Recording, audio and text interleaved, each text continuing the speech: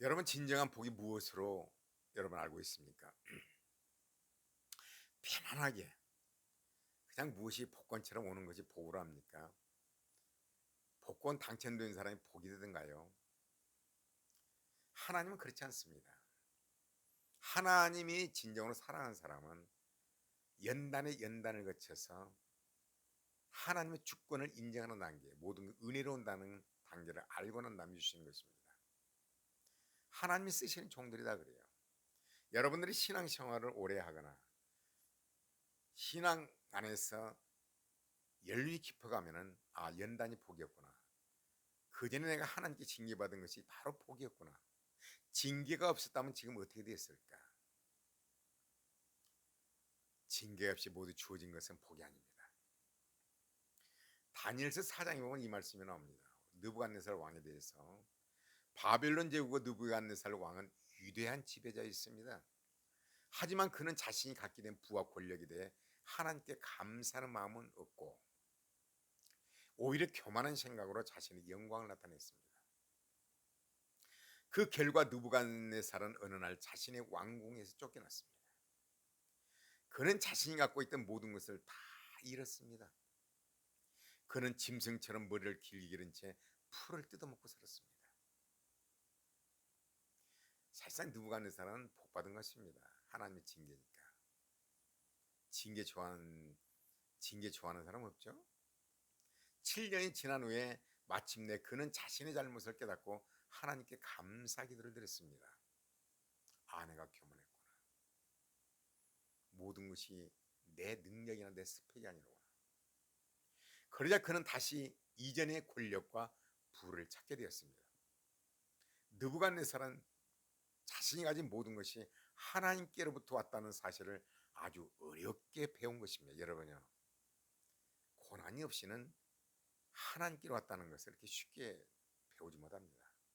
사람은요, 변한 거 참 어렵습니다. 여러분, 동창들을 만나면 뭐를 느낍니까? 초등학교 시절의 그 습관은 그대로 드러난 것을 보지 못합니까? 하나님의 연단에 여러분 야곱의 연단 아시잖아요. 태어날 때부터 그 습성을 어때요? 127세 그때야 다 그 타고난 잘못된 성품을 고칩니다. 사람은 쉽게 변하지 않습니다. 연단이 없으면 변하지 않습니다. 연단은 그러니까 복이란 말이죠. 7년이 지난 후에 그는 자신의 잘못을 깨닫고 하나님께 감사 기도를 드렸습니다. 어렵게 배웠죠. 하나님께 감사하는 자세를 잊지 말아야 돼요. 우리가 가진 모든 것을 하나님께로부터 나왔다는 이 사실을 잠시라도 잊지 말아야 돼요. 그러니까 고난은 복입니다. 반드시 회복된다는 것을 여러분 아셔야 됩니다. 여러분 욥을 잘 아시잖아요. 풍요를 누리다가 지금 힘든 생활을 하고 계신 분이 많을 겁니다. 신앙생활로 잘하고 열심히 교회 다니고 성경도 많이 읽고 기도도 많이 하는데 왜 이런 어려움이 나올까? 왜 회사는 부도가 나고 왜 이렇게 모든 것이 잘 안 될까? 그런 생각 해보지 않았습니까? 이것은 하나님의 복입니다. 반드시 여러분 이걸 깨닫고 이 은혜를 받으면 여러분 회복될 것입니다. 이것은 모든 것이 하나님께로부터 은혜로 온다는 것을 알게 하기 위한 하나님의 역사입니다. 복입니다. 낙심하지 마십시오. 이것을 깨닫고 난 다음에 느부갓네살 왕처럼 회복이 온다는 것을 잊어서는 아니 됩니다. 하나님의 사랑하는 백성들, 하나님을 사랑하는 자, 그 뜻대로 부르심을 입은 자들에겐 모든 것이 합력하여 선을 이루니라. 선을 이룬다는 것은 하나님의 뜻을 이루니라 이 말입니다. 사랑하는 친구들, 예수님은 하나님이신데도 하늘의 영광을 버리시고 이 땅에 오셔서 고난을 통하여 만왕의 왕이 되었습니다. 여러분 묵상해 보시죠. 예수님 하나님이십니다. 본체십니다. 육신 몸을 입고 이 땅에 오셔서 고난을 통하여 영광을 드러냈습니다. 만왕의 왕으로 앉으셨습니다. 다 그렇습니다. 무엇이도 광야 40년을 통하여 절대 주권자이신 하나님을 알게 되어 겸손한 하나님의 종이 되었고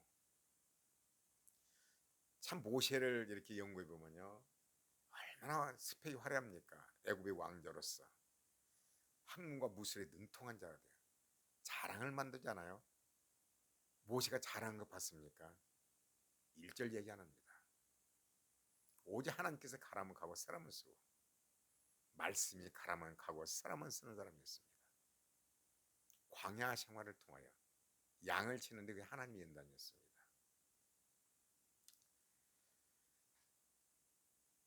현재 어려운 모든 것이 하나님의 은혜로 온다는 걸 깨닫기 위한 하나님의 사랑이며 배려로 영원한 복을 주시기 위한 것이라는 걸 알아야 됩니다.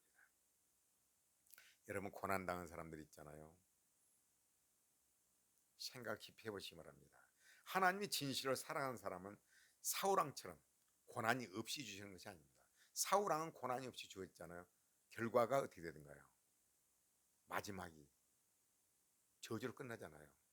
자살해 죽지 않습니까?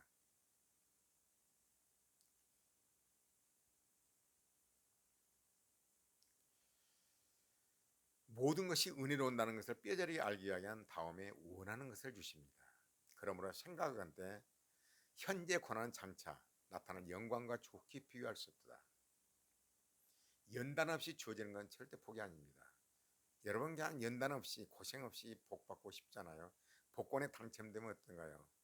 그 행복이 오던가요? 거의 대부분의 간증이 바로 행복이 아니라 그것이 나에게 복권이 안 됐더라면 얼마나 좋았을까 그러잖아요. 훈련을 거치면서 고난을 거치면서요, 세상 살면서 뭐를 느낀 줄 아십니까?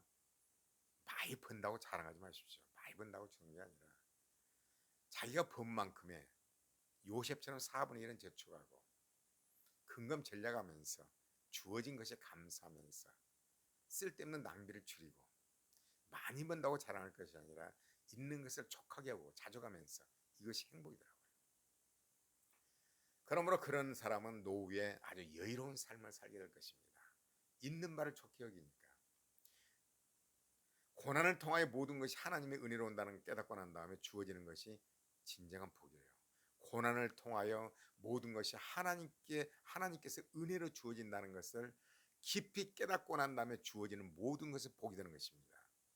아무리 큰 지도자가 된다 할지라도, 아무리 큰 부를 주어진다 할지라도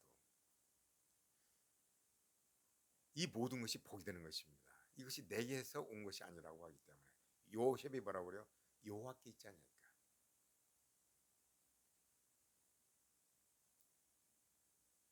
아무리 부어주셔도 모든 것이 자신에게서 난 것이 아니라는 것을 가슴으로 아는 사람이 복 있는 사람이지, 자신의 힘이나 능력이 난 걸로 착각하여 자신을 드러내는 사람은 이 땅의 사람으로 복 없는 사람으로 좋은 것이 아닙니다. 하나님의 백성은 어때요? 예수님을 닮아갑니다. 하나님의 뜻이란 십자가를 집니다. 모든 영광 하나님께 돌립니다. 이 사람이 진정한 복 있는 사람이에요. 복 있는 사람은 어때요? 모든 우리의 건강을 주어진 것도 하나님께 감사하고, 얼마 전에 저는 아는 사람이 이런 말을 하더라고요. 대장암 때문에 그 장을 잘라냈대요. 며칠 전 얘기입니다. 그러면서 뭐라고 한 줄 아십니까? 먹는 즐거움이 정말 그렇게 좋은 줄 몰랐다고. 마음대로 뭘 먹지를 못하니까. 저는 군대 생활을 할 때 이런 예가 있었습니다. 저는 비무장지대에서 근무를 했습니다. 어떠한 사고로 인하여 군대 영창에 가게 됐습니다. 그 동료가 편지가 왔습니다. 방일병, 평상시 우리가 공기 고마움을 모르듯이 우리가 그렇게 같이 생활했던 거, 마음껏 수색하고 다니고 그랬던 거, 너무나 그것이 행복이었다고. 감옥에 갇혔으니까 그랬죠.